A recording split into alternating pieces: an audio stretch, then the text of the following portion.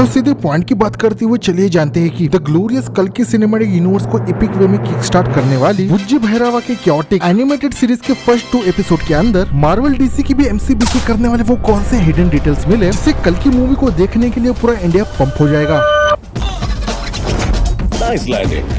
तो यहाँ पर डिटेल नंबर 10 है द ओरिजिन ऑफ बुज्जी। तो बेसिकली कल्कि के एनिमेटेड सीरीज के पहले एपिसोड में हमें ये बात पता चल जाती है कि बुज्जी द ब्रेन को एक्चुअली में कल्कि की टीम ने बनाया है। और देखा जाए तो बुज्जी एक कार्गो प्लेन की एक शार्प इंटेलिजेंट ऑपरेटर थी जब तक कि उसके स्पेस क्राफ्ट को रेबेलियंस द्वारा उड़ाया नहीं गया। अब यहाँ पर रेबेलियंस की बात हो ही रही है तो डिटेल नंबर 9 भी इन अटैकर्स रेबल गैंग की तरफ से ही निकल कर आती है। जो देखा जाए तो फ्यूचर की हिस्टोरिक प्लेस शंबाला के निवासी है जिसके बारे में हम आगे बात करेंगे ही। बट यहाँ पर रेबेलियंस की डिटेल्स की बात करूँ तो इस बार इस सीरीज के अंदर और 3 नए कैरेक्टर्स को इंट्रोड्यूस किया गया है एज ए लीथल रेबल, जिसमें से आधे चांद वाले वीरन के कैरेक्टर को ऑलरेडी हमने ग्लिम्स के अंदर देख ही लिया है। बट तापमान बढ़ाने वाली रेबल कायरा के कैरेक्टर को कौन प्ले करेगा ये अभी भी एक मिस्ट्री ही है। वही सीरीज के अंदर रेबल नंबर 3 को उड़ते हुए तो दिखाया है बट बिना किसी नाम के साथ इस रेबेलियन कैरेक्टर को इंट्रोड्यूस नहीं किया गया है, जो डेफिनेटली कल्कि मूवी के अंदर एक की कैरेक्टर होगा या होगी। वही डिटेल नंबर 8 है द हिस्टोरिक टच। सीरीज के फर्स्ट एपिसोड के अंदर ही शार्प तरीके से कान खड़े करने वाली शंबाला का मेंशन हो, जो कि एक्चुअली में दशावतार लॉर्ड कल्कि का बर्थ प्लेस है। यानी जब भी कभी फ्यूचर में लॉर्ड कल्कि का अवतार धरती पर जब फर्स्ट टाइम प्रकट होगा तो वो कोई और प्लेस नहीं बल्कि शंबाला होगी। इसके अलावा सीरीज के अंदर सोमरस को भी, जिसे एक्चुअली में भगवान अपने इमोर्टलिटी को एक्सपांड करने के लिए जिस तरीके से सोमरस को एज ए अमृत के तौर पे पीते हैं, उस एपिक चीज को स्लो मोशन में दिखाते हुए भैरवा के किलर कैरेक्टर को इंट्रोड्यूस किया जाता है। अब यहाँ पे एंशिएंट हिस्ट्री की बात हो ही रही है तो डिटेल नंबर 7 के डिस्टोपियन काशी के वर्ल्ड को कैसे भूल सकते हैं, जिसे नाग अश्विन ने पूरे एंशिएंट टच के साथ एक प्योर देसी साइबर सिटी की तरह बनाया है, जहाँ के सिटीजन्स के रेसिडेंस या होम के ऊपर एक तुम मोटी मोटी नजर डालोगे तो ऑलमोस्ट इस फ्यूचर के काशी के अंदर सभी के घर किसी होली मंदिर की तरह तुम्हें नजर आएंगे। यानी एक बार उन घरों के स्ट्रक्चर को तुम देखो। वही इस डिस्टोपियन फ्यूचरिस्टिक काशी सिटी के अंदर हो क्या रहा है उसके डार्क फनी डिटेल नंबर 6 की बात करूँ तो फ्यूचर में बिजनेस के नाम पर भर भर के एयर बार, वाटर बार, स्मेल बार, वर्चुअल रियलिटी के ट्रैवलिंग जैसे अतरंगी बिजनेसेस खोल रखे हैं, जिससे ये इंटेंस और क्रेजी बात पता चलती है कि कल्कि का डिस्टोपियन वर्ल्ड पूरी तरीके से बर्बाद है। आई मीन पानी को सोम रस की तरह बेचा जा रहा है। डिफरेंट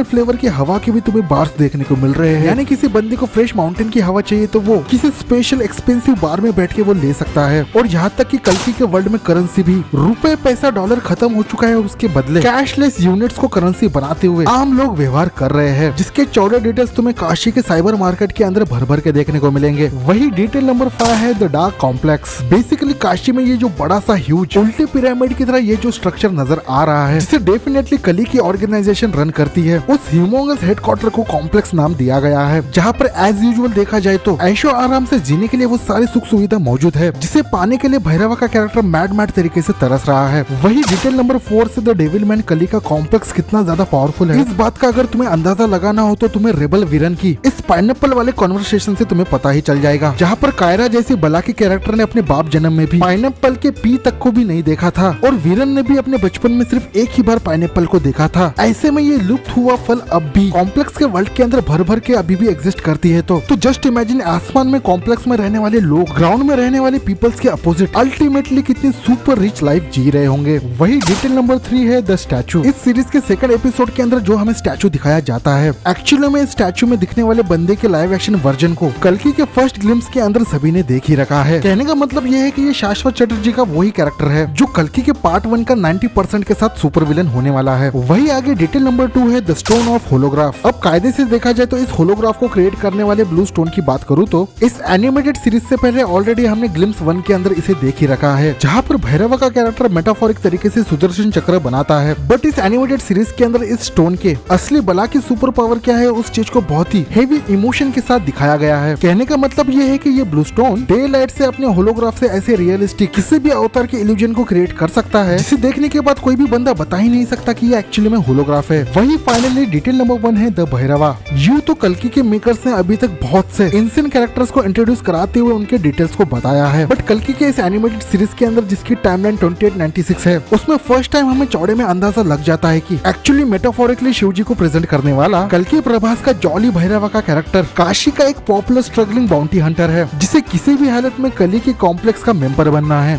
तो ये थे 10 स्मैश भुज्जी एंड भैरवा के दिल में सिनेमैटिक ऑर्गेज़म देने वाले एनिमेटेड सीरीज के फर्स्ट 2 मार्वलस एपिसोड्स के हिडन डिटेल्स, जिसमें भुज्जी के ओरिजिन से लेकर प्रभास के भैरवा के फन लविंग कैरेक्टर को इंट्रोड्यूस कराते हुए सिलेक्टेड मोटे मोटे तौर पे कल्कि की सिनेमैटिक यूनिवर्स को दिखाया गया है कि कैसे कॉम्प्लेक्स अपने हिडन सिटी में पूरे वर्ल्ड पे रूल करते हुए लग्जरियस लाइफ जी रहा है, कैसे काशी में रहने वाले लोग अपने भंगार जिंदगी में जीते हुए एक नॉर्मल सी रिफ्रेशिंग स्मेल को सूंघने के लिए भी पैसे देने के लिए तैयार है, और किस तरीके से रेबल्स भी कमर कसते हुए कॉम्प्लेक्स को उड़ाने का प्लान बना रहे हैं। यानी भुज्जी भैरवा के इन 2 एपिसोड्स के अंदर ही नाग अश्विन के इंस्टेंट विजन में बने इस डिस्टोपियन वर्ल्ड को और उसके मैडनेस को जितने डिटेल तरीके से दिखाया है, आई मीन ऐसे डेडिकेशन से भरे प्रोजेक्ट को देखने के बाद मैं यही कहूंगा, प्रभास की कल्कि 2898 AD मूवी जब रिलीज होगी वो वर्ल्ड वाइड अपने पावर कंटेंट से रिकॉर्ड नहीं बनाएगी, बल्कि लिटरली एक गोल्डन हिस्ट्री बनाएगी जिसे जमाने जमाने तक याद रखा जाएगा। तो इसी बात पर GBF का ये वीडियो तुम्हें दिल पे लगा हो तो लाइक, शेयर और सब्सक्राइब करना। ज्यादा बात करनी हो तो इंस्टाग्राम और एक्स पे आ जाना। तब तक मैं मिलता हूँ किसी नई कंटेंट के साथ।